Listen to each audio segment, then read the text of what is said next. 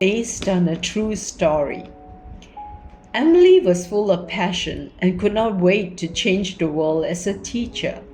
Little did she know that a real school was like a minefield. It stripped away her masks and tested her to her core. It pushed her to the edge and demanded that she question her calling. Feeling defeated and exhausted, she finally found that the best way to fight those battles was to be on her knees. In this issue, Emily embraced her identity as an introvert teacher who was just the type of teacher some kids needed, and acknowledged that God did not make a mistake after all.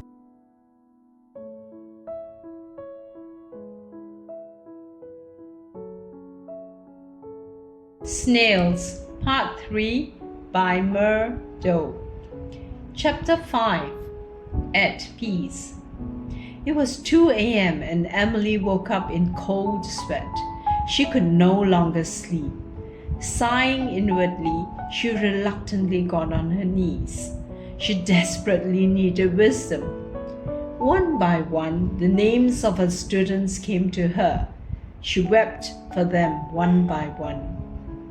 The abused, the neglected, the ones from broken homes, the child who had a gangster as his father, the child born out of wedlock, the one who had given up on himself, the one who had no money to eat a simple meal, the one who had 7 other siblings, all depending on him, the one who was repeatedly whipped for pea-sized mistakes, the one who was always talking at the top of his lungs because his parents always shouted, the one whose grandma trashed his self-esteem every single hour, the one whose father was a drug addict, the one who never knew his parents' names. The list seemed unending. She suddenly realized they were like snails. She should stop pushing them. With all their baggage, they were already trying their very best. They were moving at their fastest pace. They were actually not wicked children. They were just the forgotten ones. Slow is not a bad word after all. They were showing her more innocence and beauty in 2 months than she had seen in her entire lifetime. Satisfied, she went to bed again. This time, she slept like a baby.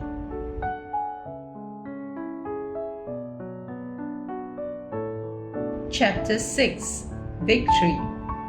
Emily's ears stung as foul language was being mercilessly hurled at her by a mere 12-year-old. How could such a small mind contain so much filth? The whole class exclaimed in astonishment and disbelief. Immediately, she sat right in front of him, eyes meeting his. "What did you say? Can you repeat it? I'm here now. If you want to scold me right in the face, not behind my back." Dead silence followed. You could hear a pin drop. A few minutes felt like a lifetime. Not a word came. Then suddenly, with total disregard for her presence, he stormed out of the room, leaving her feeling vulnerable and speechless. "No more," she resolved with iron determination. Quietly, she carried the boy's desk to the side of the class. When he returned, she pulled a chair, placed an assuring hand on his shoulder, and sat right beside him. In her most controlled and gentle tone, she asked, "What did you say just now?" 4-letter words. He replied calmly, "Sorry." She could not believe her ears. The sun was rising from the north. Alan, the boy with the foulest temper in class, was apologizing to her without prompting. That seemed to be the turning point, the first of many encounters that would leave her dumbstruck. Sanhin, the most disruptive boy in class, had taken initiative and was cleaning the board for her. Fuk Yu, the most selfish boy in class, was actually going out of his way to borrow a bottle of ointment from the neighboring class for his friend with a headache. Junex, the timidest boy in class, was volunteering to write his answer on the board.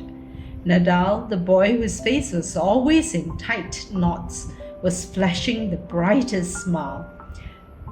Peng Feng, the boy who had never met her gaze, was looking at her straight in the eye and nodding his head in understanding. Hao Xing, the most bashful boy in class, was helping her to arrange her books in several neat piles without any prompting.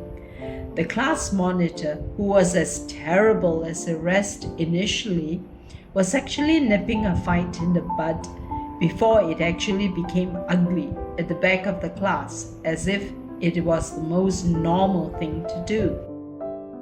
I fell in love with English because of you.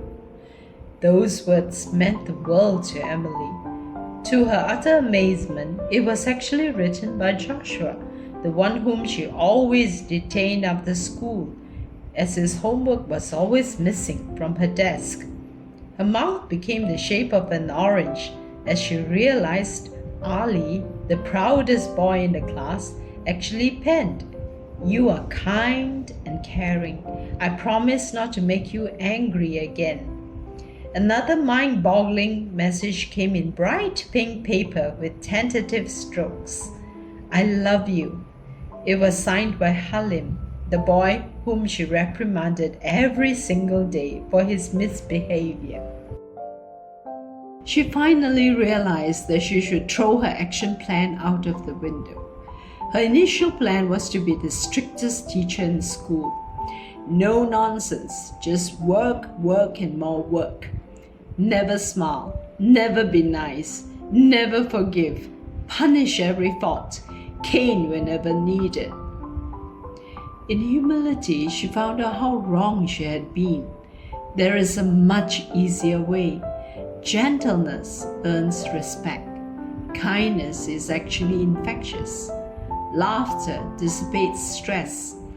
When she played marbles, Lego, and basketball with them, when she touched a boy's forehead to check his temperature, when she bought a few buns for those who missed lunch, when she ate with them during recess, when she drew with them on the newspaper, when she watched them practice calligraphy and clapped her hands in appreciation, she had eroded their hatred towards authority figures quietly but surely. As she treated them with dignity and as fellow human beings, 21 of the 25 students in her class shed tears within 1 month. The hardness of their heart had evaporated. She had succeeded. She could just be herself, and it worked mighty fine. Myrrh Doe is a daughter of God who happens to be teaching in SJKC Alugaja, Malacca. She loves durian, reading, nature, photography, and music.